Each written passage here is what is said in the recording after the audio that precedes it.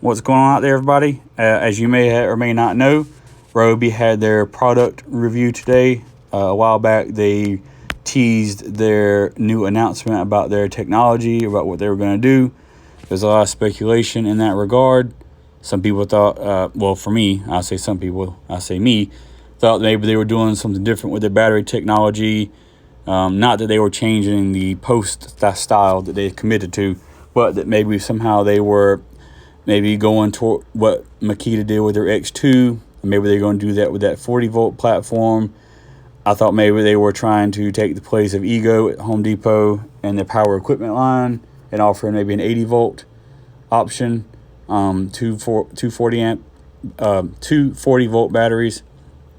But now we know what the announcement was. They released their compact line of HP or high output tools. So for a while they've had their HP batteries, their high performance batteries, but now they've got something that they can match with on the top end.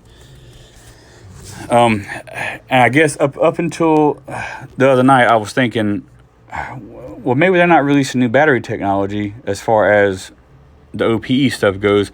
Maybe they're following suit with Milwaukee and Rigid. Milwaukee, we all know Milwaukee's got their high performance line, their fuel line, and then Rigid has their higher performance line of the Octane. Now, I had no idea what Ryobi was going to call theirs, but I had an inkling that they were going to do something like this because it just kind of matched the 3-tier system and having 3 tiers in each tool line. You've got in Milwaukee, you've got the brushed impact, the brushless impact, and you've got the fuel brushless impact. Now, looking back, that should have hit me from the get-go, and I think everybody else is going to start seeing the same thing. Rigid, they also have the same thing. They have a brushless impact. They've got a brushed impact, and they've got their Octane brushless impact wrench and other tools, not just the impact wrench, but the impact drivers and what have you. And I think that's a trend that TTI has kind of started going with for whatever reason. I guess because trying to rope in as many people from different walks of life as they can. Anyway, enough of that. We're going to start off with the drill. They're comparing this to the 209, and I'm going to try to do that as much as possible. I'm going to stick with what they're comparing it to, and then change it whenever I think it's necessary, because some of these comparisons sometimes just don't make sense. When you try to do an apples comparison, again, it's a 1/2-inch chuck. You've got, and I'll go back and forth between each of them, so we'll kind of keep it on track. The HP version has 400 inch-pounds. The one that they're comparing it to, the brushed version, has 500 inch-pounds. But that's using, it says according to the Home Depot website, using a 9 amp hour HP battery. Now, I don't know why they're using a 9 amp hour battery and why they wouldn't use a 3 amp hour HP battery. Or maybe that was just an old, it was either an error or an old specification description. They both have 2 speeds. The brushless version has 450 RPM in speed 1 and 1700 RPM in speed 2. The brushed version has 450 in speed 1 and 1750 in speed 2. So you're losing about 50 RPM and the brushless version of the drill, but it is shorter. The brushless is 6.4 inches and the brushed version is 7.2 inches. So, and also the brushless HP one has a 24 position clutch. Next, we're going to, and like I said, this is just a brief, quick overview based off of what they have listed and what they have immediately available without spending all day researching. As I said, the next one we're going to look at is the impact driver. They're comparing this to the 235A, which they sell at Home Depot, and I believe this is a pretty much direct clone of the Hart impact driver that they sell in Walmart. This one, the collet is different on these. Both the 235 that they sell at Home Depot and that Hart version that they sell in Walmart have a little bit longer of a collet and has like 3 rings on it. This one is like the collet that they use in the 238 Impact.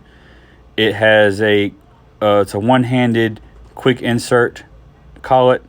Whenever you insert a bit, the collet sort of comes up around it, and then whenever you want to eject the bit, you pull forward on the collet and it literally ejects the bit. I like that feature. It seems to be a little more secure than what Milwaukee's using on the Gen 3 Impact, where I've had some of these spade bits fall out or come out while we're using them, and I'm sure you've seen them on other videos as well, doing the same thing. I think Makita also has this same style collet on their Impact, and I think it's a pretty neat feature, and I kind of like it. The HP version of this Impact we see here, it's got 3,800 impacts per minute. The 235A has 3,200 impacts per minute, so that's a gain there. The torque is coming in at 1,700 inch-pounds. Now the 235A, excuse me, the 235A is coming in at 1,800 inch-pounds, so you're losing 100 inch-pounds of torque. The RPM, on the other hand, you're gaining 100. The HP Impact is 2,900 RPM, and the 235A is coming in at 2,800 RPM. Now, just for comparison, I mentioned the 238 already. That is a beast of a brushless Impact. It's definitely not compact in any way, shape, or form, but it's an absolute monster. And according to some of the specs on here, the HP Impact is about half. Almost, it's a little less than half the size, motor wise, than the 238. The 238 has 4,350 impacts per minute. It's 3-speed, and it has 2,000 inch-pounds. So it definitely has the impacts. It definitely has the RPMs, and it definitely has it on torque.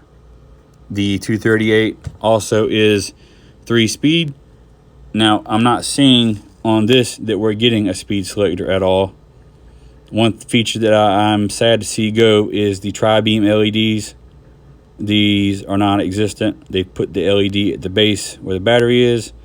I don't know what made them do that, possibly to save some space, but I know a lot of people who love that feature, and they're not getting it with this compact Impact driver.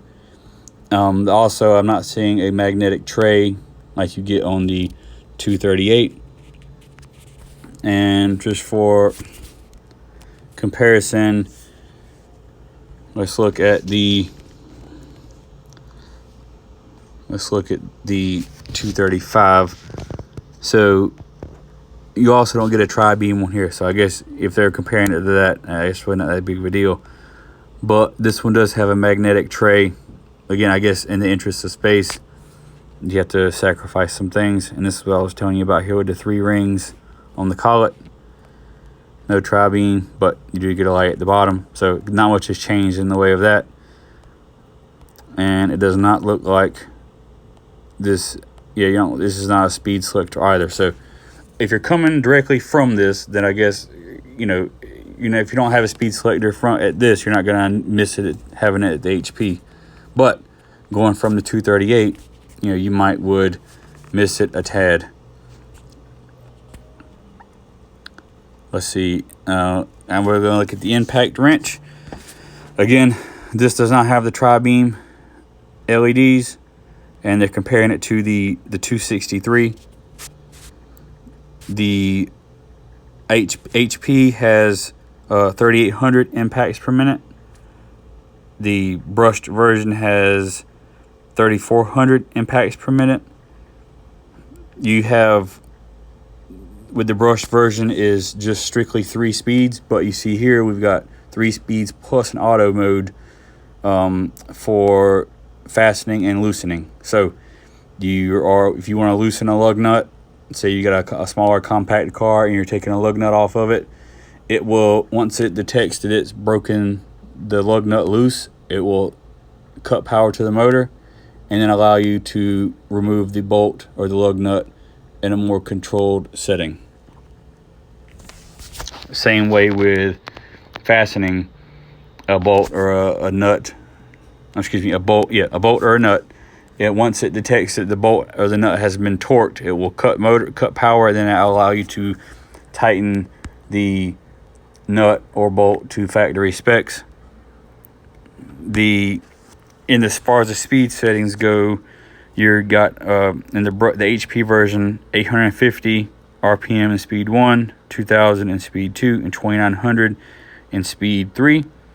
The brushed version is 1700 in speed 1, 2500 in speed 2, and 3200 in speed 3. So you are losing a little bit of RPM with the HP brushless version. Not really sure why, but that's kind of these trade-offs we've been seeing, especially with some of these DeWalt tools, how these atomic tools are not that much more compact than the regular versions, and not necessarily that much more powerful than the XR version. So it's a little bit weird in that respect.